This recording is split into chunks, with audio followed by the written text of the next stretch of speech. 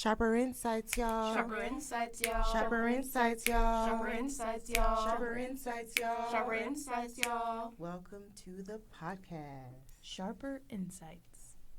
All right, today we are going to get started with our podcast. Welcome to Sharper Insights. Today we're going to be doing something a little different. We have a new guest in the room. Ooh. Who is it? Whose voice is that? What? Hello, everyone. My name is Rodney Lackey. I'm the Associate Athletic Director for Academic Excellence. Well, thanks for joining us today. Hey, thank you for having me. We have been talking about this kind of a segment for a long time since we've started the podcast. Our job is a fun job, and sometimes it has its challenges. So we are going to do an advisor rant, and Rodney's our guest advisor today. So he's just going to rant about some of the things that bother him, things that he wants y'all to know about. So we're going to give him the mic. Okay, let's see. I don't know where to start. So maybe we'll start with students not fully reading their syllabus after they receive it. It gets a little frustrating with questions that we ask sometimes that can be easily found in the syllabus. It also helps for students to fully know what's going on in the class and what they're being graded on and how it's being graded. A lot of times our student athletes are relying on getting that information off Blackboard, looking at their upcoming assignments and things like that. But sometimes that stuff doesn't show on Blackboard. And if you look at your syllabus, you will see that there are some things that are listed on the syllabus that you might not see that are coming up that are due on Blackboard. So that's a bit of a frustration when I ask students why they got a 0 on a particular assignment and they tell me they didn't know. And then I ask them, well, did you look at your syllabus? And then they say, no, I just looked at what was on Blackboard. So it's a bit of frustration with that for me. That sounds very familiar.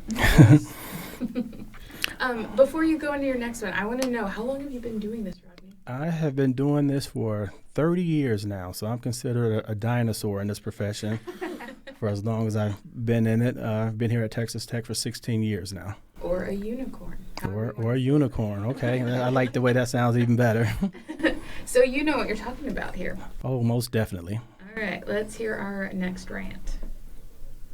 The next rant. I would say the next rant, although it doesn't happen as much as it used to since so many students are in online classes, but the amount of excuses I would get to why a student was in class, and for whatever reason, they always seem to think that was the most unique reason for them missing the class. And I'm like, do you know how long I've been doing this? Do you know how many times I've heard that excuse before? It's also interesting when they will swear up and down that they were in the class, not realizing that I actually went and checked the class for myself and did not see any of the information that they're reporting that was going on in class. So, that used to be a little frustrating. Actually used to be very frustrating, but don't really have to deal with that as much just because of the amount of students that are now in online courses. Busted. They thought they were slick. Not as slick as they think they are. I'm a veteran in this game. You probably invented the game. Easy. All right, what else is bothering you? What else is bothering me? That's a good question. Grinding your gears. Gets bothersome sometimes when it comes to major selection. And, I always like to ask my students when I first meet with them. So a lot of times when they're here on their recruiting visits, I want to know what their dream job is. And I ask them that because I want to put them in the best position to be able to do what it is, whatever that dream job is once they graduate. And I think sometimes, and I understand that students have unrealistic expectations, or they do their majors based on what someone has told them that would be a good major when they really don't have an interest in that particular major.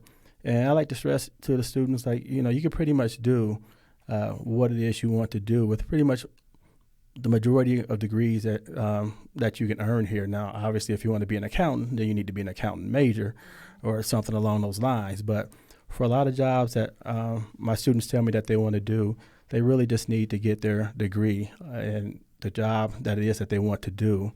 They'll teach them. They'll teach them how to do it. I always like to tell them that they're at an advantage because a lot of companies, what they're looking for in their employees are a lot of the things that have made them good as a student athlete. So they want people who know how to work as a team. They want people that are competitive. They want people that are driven. So a lot of those characteristics that have made them great on the court, field, or track carry over to really what employers are looking for. Yeah, that's very true. Actually went to the Suited for Success event for my first time. I know it's been going on for a while, but I met an entrepreneur who came from, I guess, the Houston area, and he said exactly that. Like, he talked to his company and the people who hire and said, like, we need to look for student athletes because they're the type of person we want to hire.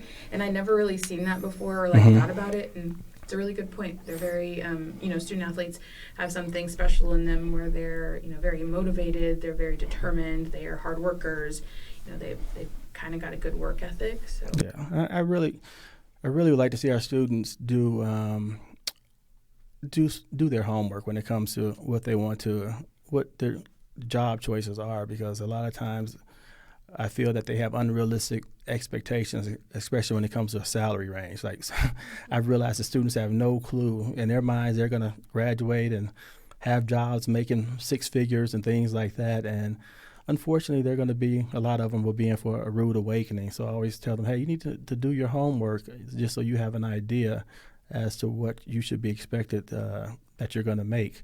And regardless of what your salary is, for me, it's really about doing something that you enjoy. So, if you enjoy it, then the salary stuff, it'll work itself out. But really making sure that you're doing a job that you love, because at the end of the day, that's what's going to bring you the most amount of joy and happiness. Mm-hmm. Yeah, I've actually experienced a few students who wanted to change majors because they Googled their salary, and I'm like, I don't think that's how that works. And also, we've had conversations about, you go into the workforce, you have to have some experience, and you have to start somewhere, and everyone kind of starts at the bottom and works their way up, especially in the workforce. And our student athletes are giving great opportunities with the net. If they do it wisely, they have a lot of networking opportunities that are afforded to them just being a student athlete, and the people that they meet from everything from boosters to just people in general that come and support them for being a student athlete. You just never know how a chance meeting can turn into a future opportunity for yourself. So that's why we always telling our students, and I know you all do the same, is you always got to represent yourself well. You never know who's looking, because you never know who might present an opportunity that you're not expecting or looking for. So you always got to bring your A game and be on top of things. Mm-hmm. Yeah. And as a student athlete, you have so many different transferable skills that you have been taught throughout all your years of being in sport, and then especially as a D1 athlete, so many transferable skills that will look great on your resume later. But remember, those bad transferable skills will transfer over to the work, your work experience as well. So if you got some bad, some things that you're not doing, what's the word I'm looking for? You're not doing. Making good choices. There we go. If you're not making good choices, that can transfer over to the workplace as well, and that could be a rude awakening. Yeah, and to your point of, representing yourself well, we talk about networking a lot and making those connections, but it also matters who you hang out with and who your company is, and so you have to kind of watch out. If, you're making good decisions, but you're with a group that constantly isn't making a good decision, you're lumped into that already. And sadly, lumped into it by default. Exactly, and sadly, that's how society will see you. They won't, unless someone's willing to take the time, you're going to be lumped in by default. And that's why I'm always hanging out with the wonderful people that work over in the lap assistance program, because, hey, I want those good vibes that they give off, and I want to be known in a positive way, the way they are. That's very nice of you. And we did not pay him to say that. Just speaking the truth. All right, we have time for maybe one more rant, something good to end your rant session. Wow. Get it off your chest. One more rant, get it off my It chest. could be anything. This time it could be work-related or personal or just something out in the world. Well, that's a good thing. I guess I'm going to talk about a little bit. I know maybe I shouldn't, but I'm going to talk a little bit about the transfer portal. So for those, for students who are considering transferring and things like that, just always make sure that you're transferring for the right reasons. I know nowadays things are so different when it comes to the transfer portal from back when I competed in college, which was years and some more years ago. But sometimes I feel like students are transferring for some of the wrong reasons. So I get, wanting to go to a school because maybe you have more playing opportunities or things like that. But I feel sometimes people are making the wrong decisions and transferring for things that aren't necessarily going to bring them long-term happiness. So just, when you're looking at transferring, you need to put a lot of thought into it and make sure that you're doing it for the right reasons. Yep.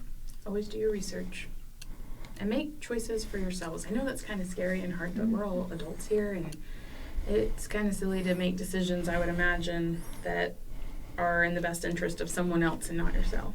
And that does happen a lot. I understand people, students get pulled different ways and have people making decisions for them. But at the end of the day, it's your life and it's going to be your degree, and you have to live with those choices. So, as we just said, make sure you're doing your homework. In all aspects. Go to class, do your homework. Go to class, do your homework.